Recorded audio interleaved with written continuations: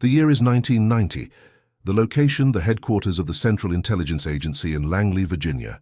A new sculpture is unveiled on the grounds.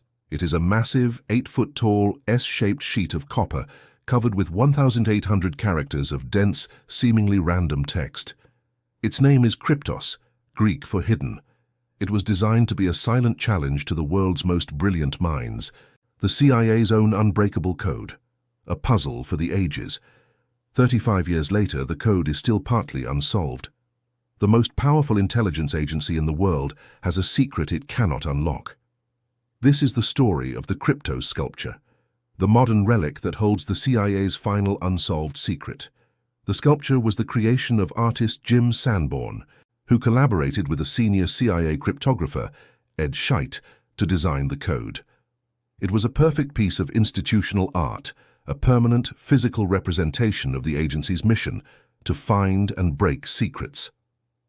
The sculpture's 1,800 characters are divided into 4 distinct messages: K1, K2, K3, and K4.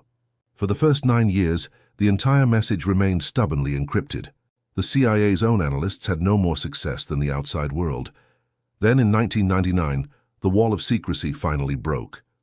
2 independent codebreakers, David Stein from the CIA itself and Jim Gillogly, a computer scientist from California, announced they had solved the first 3 sections, K1, K2, and K3. The codes were based on the famous Vigenère cipher, an old-world encryption method that uses a keyword to scramble the message. The solved sections were, in a way, deeply self-referential. K1 was a cryptic, poetic phrase. K2 spoke of secrets buried beneath the ground.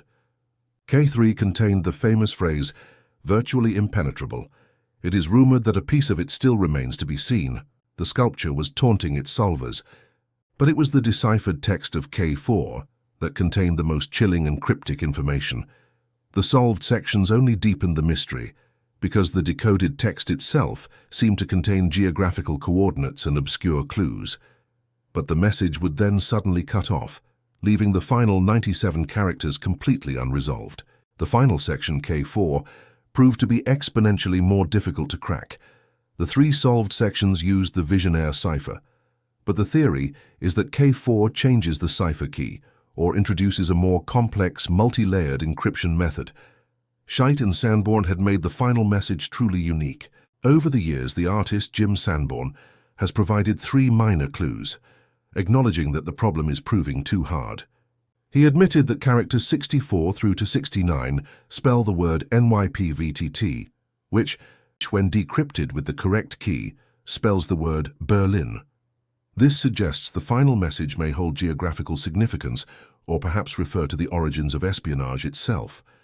Sanborn's other clues revealed that a word near the end which decodes to XIA is actually a reference to a Chinese intelligence agency. The puzzle is no longer just about the code.